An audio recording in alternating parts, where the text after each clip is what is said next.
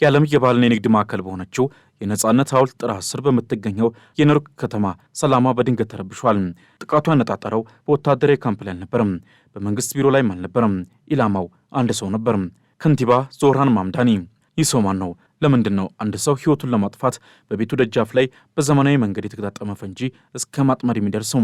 የኤፍቢአይ የሽብር ምርመራ ቡድን እንቅልፍ አጥቶ ምርመራውን እንዲጀምር ያስገድደው የዚህ ጥቃት ምስጢር ምንድን ነው?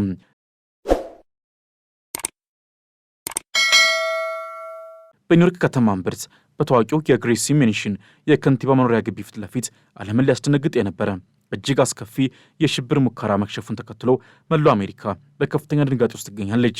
የኒውዮርክ ከተማ ከንቲባ ዞህራን ማምዳኒ መኖሪያ ቤት ፊት ለፊት በተደረገው የጸረ እስልምና ተቃውሞ ሰልፍ ላይ በእጅ የተሰሩና ለጅምላ እልቂት የታቀዱ ቦምቦችን ለመጠቀም የሞከሩ ሁለት ወጣቶች በቁጥጥር ስር መዋላቸውን የፌዴራል ምርመራ ቢሮ ኤፍቢአይ እና የኒውዮርክ ፖሊስ በይፋ አስታውቀዋል። ይህ ጥቃት በታዋቂው የሽብር ቡድን አይኤስአይኤስ አነሳሽነት ተፈጸመውን ያረጋገጡት ባለሥልጣናትም ጉዳዩን እንደ ከፍተኛ የሽብር ወንጀል በመመልከት ሰፊ ምርመራ መጀመራቸውን ገልጸዋል። በሳምንቱ መጨረሻ የተከሰተው ይህ ክስተትም በተለይም አሜሪካና ኢራን ወደ ለየለት ጦርነት በገቡበትና የቀጠናው ውጥረት በጨመረበት በዚህ ወቅት መከሰቱ የውስጥ ደህንነት ስጋትን ወደ አዲስ ምዕራፍ አሸጋግሮታል። ከፔንሲልቫኒያ የመጡት የ18 ዓመቱ ኤሚሪ ባላትና የ19 ዓመቱ ኢብራሂም ካዩም የተባሉት ሁለት ወጣቶች በከንቲባው መኖሪያ ቤት ፊት ለፊት በተሰባሰቡ ሰዎች ላይ አውዳሚ የፈንጂ ጥቃት ለመሰንዘር ሲሞክሩ ነው በቁጥጥር ስር ዋሉት። የማንሃታን የፌዴራል አቃቢ ሕግ ጄክ ሌይተን በሰጡት ጋዜጣዊ መግለጫ ድርጊቱ በአይኤስአይኤስ አነሳሽነት የተፈጸመ የሽብር ተግባር መሆኑን በግልጽ አረጋግጠዋል። የኒውዮርክ ፖሊስ ኮሚሽነር ጄሲካ ቲሽ በበኩላቸው ጥቃቱ ታቀደና ጽንፈኛ በሆነው የውጭ የሽብር ድርጅት ርዕዮተ ዓለም የተቀነባበረ መሆኑን ገልጸዋል። በተለይም ኤሚሪ ባላት ለመርማሪዎች የሰጠው ቃል እጅግ አስደንጋጭ ነበር። እርሱም እንደ አውሮፓውያን አቆጣጠር በ2013 በቦስተን ማራቶን ላይ ከደረሰውና የሶስት ሰዎችን ሕይወት ቀጥፎ በመቶዎች የሚቆጠሩትን ካቆሰለው ጥቃት በላይ እጅግ ግዙፍና አውዳሚ የሆነ እልቂትን መፍጠር ይፈልግ እንደነበር ተናግሯል። ይህ ወጣት በቁጥጥር ስር በዋለበት ወቅትም ለአይሲስ ያለውን ታማኝነት በጽሑፍ ማረጋገጡ የሽብር ስጋቱ ምን ያህል ስር የሰደደ መሆኑን ያሳያል። የጥቃቱ ኢላማ የሆነው የጸረ እስልምና ሰልፍ የተቀነባበረው እንደ አውሮፓውያን አቆጣጠር በጃንዋሪ 6 የአሜሪካ ካፒቶል አመፅ ተሳትፎ ይቅርታ በተደረገለት ጄክ ላንግ አማካኝነት መሆኑን ታውቋል። ይህንን ሰልፍ ለመቃወም የወጡ ከ100 በላይ የሚሆኑ ሰዎች በቦታው ተገኝቶ በነበረበት ወቅት ነው ተከሳሾቹ ቦምቦቻቸውን ይዘው ብቅ ያሉት። በቪዲዮ ተመዝግቦ እንደታየው ኤሚሪ ባላት አላሁ አክበር እያለ በመጮህ የተለኮሰ ቦምብ ወደ ሰልፈኞች ወርውሯል። ኮሚሽነር ቲሽ እንደገለጹት የመጀመሪያው ቦምብ በመንገድ ላይ አርፎ የነበረ ቢሆንም እንደ ድል ሆኖ ሳይፈነዳ ጠፍቷል። ቦምቡ በመስታወት ማሰሮ ውስጥ የተከተተ በቴፕ የማሸጊያና በውስጡም በርካታ ብሎኖች፣ ሚስማሮችና ብረታ ብረቶች የተሞላበት ነበር። እነዚህ ብረታ ብረቶች ቦምቡ በሚፈነዳበት ጊዜ እንደ ጥይት ተበታትነው በዙሪያ ያሉ ሰዎች እንዲገድሉና እንዲያቆስሉ የተዘጋጁ ናቸው። ባለሥልጣናትም በሁለቱ ወጣቶች ላይ በርካታ ከባድ የፌዴራል ክሶችን መስርተዋል። ከእነዚህ መካከል ለታወቀ የውጭ የሽብር ድርጅት ቁሳዊ ድጋፍ ለማድረግ መሞከር፣ የጅምላ ጨራሽ መሳሪያዎችን መጠቀም፣ የፈንጂ ቁሳቁሶችን ማጓጓዝና ሕገወጥ የፈንጂ መሳሪያዎችን መያዝ የሚሉት ይገኙበታል።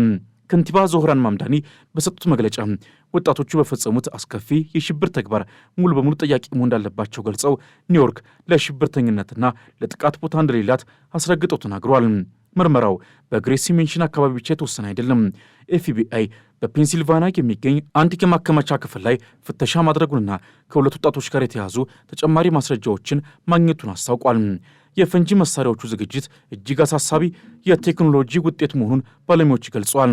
የመጀመሪያው ደረጃ ምርመራ እንደሚያሳየው ቦምቦቹ በውስጣቸው ትራያሴቶን ትራይፐርኦክሳይድ የተሰኘ እጅግ አደገኛና በቀላሉ የሚፈነዳ የኬሚካል ቁስ ይዘው ነበር። ይህ ኬሚካል በተለምዶ ከአሴቶንና ከሃይድሮጂን ፐሮክሳይድ የሚዘጋጅ ሲሆን በሽብርተኞች ዘንድ የሰይጣን እናት በመባል ይታወቃል።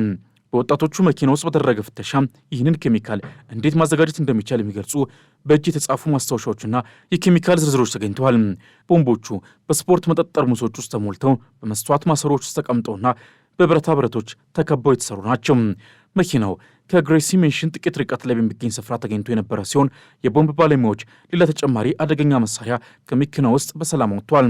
የምርመራው ሌላኛው ትኩረት የወጣቶቹ የውጭ ሀገር ጉዞ ታሪክ ነው። ኤሚሪ ባላት እንደ አውሮፓውያን አቆጣጠር በ2025 ከግንቦት እስከ ነሐሴ ወር ድረስ በቱርክ ኢስታንቡል ቆይታ አድርጎ ነበር። ኢብራሂም ካዩሚም በተመሳሳይ ሁኔታ በ2004 በቱርክና በሳውዲ አረቢያ ጉዞዎችን አድርጓል። ባለሥልጣናት እነዚህ ጉዞዎች ከሽብር ድርጅቶች ጋር ግንኙነት ለመፍጠር የታሰቡ መሆናቸውን እያጣሩ ነው።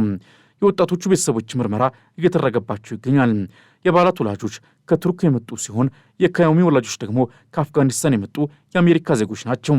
ፖሊስ የወጣቶቹን ስልኮችና የመገናኛ ዘዴዎች በመመርመር ከአይሲስ ፕሮፓጋንዳ ጋር ያላቸውን ቁርኝት እያረጋገጠ ይገኛል። ካዮሚ በስልኩ ላይ የአይሲስን ፕሮፓጋንዳ ቪዲዮዎች ይመለከት እንደነበር ለመርማሪዎች አምኗል። ይህ ጥቃት ተከሰተበት ወቅት ከዓለም አቀፉ ፖለቲካዊ ሁኔታዎች ጋር ተያያዥነት እንዳለው የደህንነት ምንጮች ይገልጻሉ። አሜሪካ ከኢራን ጋር ጦርነት ከጀመረች አንድ ሳምንት ያለፈ ሲሆን ይህ ጦርነት በተቀሰቀሰ ማግስት አይሲስ፣ አልቃይዳና ለኢራን ደጋፊ የሆኑ ቡድኖች በኢንተርኔት አማካኝነት ወጣቶችን ለጥቃት እንዲነሳሱ ጥሪ እያቀረቡ ነው። የደህንነት ባለሙያዎች እንደሚሉት ጦርነቱ በፈጠረው ስሜታዊነት ምክንያት ተጽዕኖ የሚደርስባቸው ወጣቶች እንዲያሉ የሽብር ተግባራትን ለመፈጸም ሊነሳሱ ይችላሉ። በተለይም ሙስሊሞች የረመዳን ጾም ላይ ባሉበት በዚህ ወቅትም ጽንፈኛ ቡድኖች ሃይማኖታዊ ስሜትን ለጥቃት መጠቀሚያ ያደረጉት መሆኑ አሳሳቢ ሆኗል። የኒውክሌር ጦርነት ስጋት ባለበትና በዓለም ዙሪያ ሰልፎች በሚካሄዱበት በዚህ ሰዓትም እንደ ኒውክሌር ቦምብ ባይሆንም በእጅ የተሰሩ ቦምቦች በከተሞች እምብርት ላይ የሚፈጥሩት ስጋት ከፍተኛ ነው። ከንቲባ ዞህራን ማምዳኒ እንዳሉት በግሬሲ ሜንሽን ፊት ለፊት የተካሄደው ጸረ እስልምና ሰልፍ በዘረኝነትና በጥላቻ ላይ የተመሰረተ ነው። እንዲያሉ ሰልፎች ለከተማዋ አንድነትና ሴት የማይመጡን መሆናቸውን የገለጹት ከንቲባው የሽብር ሙከራው ደግሞ የከተማዋን ሰላም ለማደፍረስ የታለመ የወንጀል ተግባር መሆኑን አጉዘዋል። ከባድ ጦርነት በሩቅ አገር እየተካሄደ ባለበት በዚህ ሰዓትም በኒውዮርክ ጎዳናዎች ላይ እንዲያለ የሽብር ድርጅት አሻራ ማረፉ የደህንነት ተቋማት የበለጠ ንቁ እንዲሆኑ አስገድዷቸዋል። ምርመራው አሁንም የቀጠለ ሲሆን ኤፍቢአይ በሁለቱ ወጣቶች ዙሪያ ያሉ ሌሎች ግለሰቦችንና የሽብር ትስስሮችን የመለየት ስራውን እያጠናከረ ይገኛል። የኒውዮርክ ከተማ ነዋሪዎችም ከእንዲህ ያሉ ድንገተኛ ጥቃቶች ራሳቸው እንዲጠብቁና አጠራጣሪ ነገሮችን ለፖሊስ እንዲያሳውቁም ጥሪ ቀርቧል። ይህ የሽብር ሙከራ የከሸፈው በፖሊስ ፈጣን እርምጃና በቦምቡ ብልሽት ቢሆንም በቀጣይ ሊመጡ የሚችሉ መሰል ስጋቶችን ለመከላከል ግን ትልቅ ትምህርት የሰጠ ክስተት ሆኗል። የኒውዮርክ ከተማን ሰላም እስከ ወዲያኛው ሊያጠፋ የነበረው ይህ የሽብር ሙከራ ከጥቃቱ ጀርባ ያሉትን ግለሰቦች ማንነትና የፖለቲካውን ጥንቅጥ ስንመለከት ነገሩ ይበልጥ ረቂቅና አስፈሪ እየሆነ ይሄዳል። በቁጥጥር ስር የዋሉት ኤሚር ባላትና ኢብራሂም ካዮሚ ዝም ብለው በድንገት ተነሱ ወጣቶች አይደሉም። ምርመራው እየጠለቀ በሄደ ቁጥርም እነዚህ ወጣቶች በአሜሪካን ብርት ውስጥ ተኝተው የሚጠብቁ የሽብር ሕዋሳት ሰለባዎች ስለመሆናቸው ፍንጮች እየታዩ ነው። በተለይም ኤሚር ባላት ወደ ቱርክ ኢስታንቡል ያደረገው የ7 ወራት ጉዞና ኢብራሂም ካዮሚ ወደ ሳውዲ አረቢያ ያደረገው ጉዞ ከሽብር ስልጠናና ከአይሲስ ከፍተኛ አመራሮች ጋር በሚስጥር ከመገናኘት ጋር የተያዘ ሊሆን እንደሚችል ተጠርጥሯል። እነዚህ ወጣቶች በዲጂታል ዓለም ውስጥ በዘረጋው የአይሲስ የፕሮፓጋንዳ ድር ውስጥ ተጠልፈው አሜሪካንን በገዛ ልጆቿ ለመቅጠት ታለመ እቅድ ፈጻሚዎች ሆኗል። ጥቃቱ የታለመለት ግለሰብ የኒውዮርክ ከተማ ከንቲባ ዞህራን ማምዳኒ መሆናቸው ደግሞ የጉዳዩን ፖለቲካ ገጽታ እጅግ ያወሳስቧል። ዞህራን ማምዳኒ በኒውዮርክ ፖለቲካ ውስጥ እጅግ አነጋጋሪና ተራማጅ ከሚባሉ መሪዎች መካከል አንዱ ናቸው። በኡጋንዳ ተወልደው በአሜሪካ ያደጉት ማምዳኒ የሙስሊምና የደቡብ እስያ ዝርያ ያላቸው የመጀመሪያው የከተማ ከንቲባ መሆናቸው ለጽንፈኛ ቡድኖችም ሆነ ለጽንፈኛ ቅኝ ዘመሞች ዋነኛ ኢላማ ሆኗል። ማምዳኒ በስልጣን ዘመናቸው በተደጋጋሚ ከፕሬዚዳንት ዶናልድ ትራምፕ ጋር በከባድ ውዝግብ ውስጥ ሲያልፉ ቆይቷል። ትራምፕ ማምዳኒን ለሽብርተኞች ሩህሩህ የሆኑና ከተማዋን ለወንጀለኞች አሳልፈው የሰጡ መሪ በማለት በተደጋጋሚ ሳጣጥሏቸው ነበር። ማምዳኒን በበኩላቸው የትራምፕን የሙስሊም እገዳና የዘረኝነት ንግግሮች በጽኑ ሲቃወሙ የኖሩ መሪ ናቸው።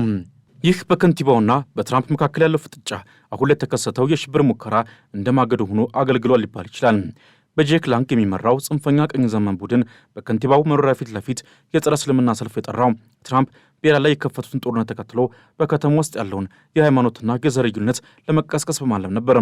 አይሲስ ይህንን የፖለቲካ ትርምስ እንደ መልካም አጋጣሚ በመጠቀም በጦርነቱ ምክንያት ስሜታቸው የተነካ ወጣቶችን በማነሳሳት አሜሪካንን ከውስጥ ለመምታት ተጠቅሞበታል። ማምዳኒ ለሁለቱም ወገኖች ኢላማ የሆኑት ለቀኝ ዘመሞች የጠላት ወኪል ተደርገው ስለሚታዩ ሲሆን ለአይሲስ ደግሞ ከምዕራቢያን ጋር የተባበረ ከሃዲ ተደርገው ስለሚቆጠሩ ነው። ጥቃቱ የተሞከረበት የቲኤቲፒ ወይም የሰይጣንና የተሰኘው ፈንጂ ዝግጅት እነዚህ ወጣቶች በኢንተርኔት ብቻ ሳይሆን በተግባር የሰለጠነ አካል እርዳታ ሳይኖራቸው እንዳልቀረ ያሳያል። ፈንጂው በሚፈነዳበት ጊዜ የሚፈጥረው ንዝረትና በውስጡ የያዛቸው ብረታ ብረቶች በግሬሲ ሜንሽን ፊት ለፊት የነበሩትን በመቶች የሚቆጠሩ ሰልፈኞችንና የፖሊስ መኮንኖችን ወደ ስጋ ክምርነት ሊቀይራቸው ይችል ነበር። ይህ የሽብር ሙከራ የከሸፈውም በታምር ነው ሊባል ይችላል። ኤሚር ባላት ቦምቡን ርጉሮ ሳይፈነዳ ሲቀር ሌላ ቦምብ ለማምጣት መሞከሩና በፖሊስ ቁጥጥር ስር መዋሉ ጥቃቱ ምን ያህል የጅምላ እልቂትን አልሞ የተነሳ እንደነበር ያረጋግጣል። የዚህ ጥቃት በቀጣይ የሚኖረው አንድምታ እጅግ ሰፊ ነው። በመጀመሪያ ደረጃ በኒውዮርክና በሌሎች የአሜሪካ ከተሞች ላይ የሚጣለው የጥበቃና የደህንነት ቁጥጥር ወደ ወታደራዊ ደረጃ ሊሸጋገር ይችላል። ከንቲባ ማምዳኒ ከተማዋን ከሽብር ለመጠበቅ በሚል ሰፊ የክትትል ሥራ እንዲጀመር ትዕዛዝ አስተላልፏል። ይህ ደግሞ በሲቪል መብቶችና በደህንነት መካከል ያለውን ክርክር ዳግም እንዲቀሰቀስ ያደርገዋል። በሌላ በኩል ይህ ክስተት ለትራምፕና ለደጋፊዎቻቸው ሙስሊም መሪዎች ከተማዋን ለሽብር እያጋለጡ ነው የሚል የፕሮፓጋንዳ መሳሪያ ሊሆናቸው ይችላል። ይህም በከተማ ውስጥ ያለውን የዘርና የሃይማኖት ውጥረት ወደ ለየለት ግጭት ሊቀይረው ይችላል። ኢራንና አሜሪካ በሩቅ ምስራቅ በሚሳኤል እየተደባደቡ ባሉበት በዚህ ሰዓትም የሽብር እሳቱ ወደ አሜሪካ ቤት ውስጥ መግባቱ ጦርነቱ በጦር ግንባር ብቻ ሳይሆን በየቤቱና በየጎዳናው እየተካሄደ መሆኑን ያሳያል። አይሲስና መሰል ድርጅቶች ይህንን ጦርነት እንደ ሃይማኖታዊ ፍልሚያ በመሳል በምዕራባውያን ሀገራት ውስጥ የሚኖሩ ወጣቶችን በብዛት ለመመልመል መጠቀማቸው አሳሳቢ ሆኗል። በፔንሲልቬንያ የተገኘው የማከማቻ ክፍልና የወጣቶቹ የሚስጥር ማስታወሻዎች ምናልባትም ገና ያልተደረሰባቸው ሌሎች የጥቃት እቅዶችና ተባባሪዎች ሊኖሩ እንደሚችሉ ፍንጭ ይሰጣሉ። በአጠቃላይ በግሬሲ ሜንሽን ፊት ለፊት የተከሰተው ድራማ የአሜሪካን ተሰባሪነት ያሳየ ክስተት ሆኗል። ኒውዮርክ በታሪኳ ብዙ የሽብር ሙከራዎችን አስተናግዳለች። ነገር ግን በከተማዋ ከንቲባ መኖሪያ ቤት ፊት ለፊት በጸረ እስልምና ሰልፍ ላይ እንዲሁም በአይሲስ ደጋፊዎች መካከል የሚደረግ ፍልሚያ አሜሪካ ወደማይታወቅ የውስጥ ትርምስ እየገባች መሆኑን ያሳያል። ማምዳኒ አሁን በሁለት እሳት መካከል ናቸው። በአንድ በኩል ከተማቸውን ከሽብር የመጠበቅ ኃላፊነት፣ በሌላ በኩል ደግሞ ከትራምፕና ከቀኝ ዘመሞች የሚሰነዘረባቸውን የፖለቲካ ጥቃት የመመከት ግዴታ አለባቸው። ይህ የሽብር ሙከራ እየከሸፈ ቢሆንም የጥላቻውና የጽንፈኝነት መርዙ ግን በከተማዋ ስርጭቱን ቀጥሏል። በቀጣይ ቀናት የሚወጡ የምርመራ ውጤቶችም እነዚህ ወጣቶች ከየትኛው የውጭ ኃይል ጋር ትስስር እንዳላቸውና ምን ያህል ጥልቅ የሆነ የጥፋት መረብ እንደተዘረጋ ይፋ ያደርጋሉ ተብሎ ይጠበቃል። ዓለም አሁን በትኩረት የምትመለከተው የኢራንን ጦርነት ብቻ ሳይሆን በአሜሪካ ከተሞች መካከል የሚፈነዱትን እነዚህን የጥላቻ ቦምቦች ጭምር ነው። ለዛሬ በዚሁ አበቃን። ቻናላችንን ሰብስክራይብ በማድረግ ቤተሰብ ይሁኑ። ሰናይ ጊዜ ይሁንላችሁ።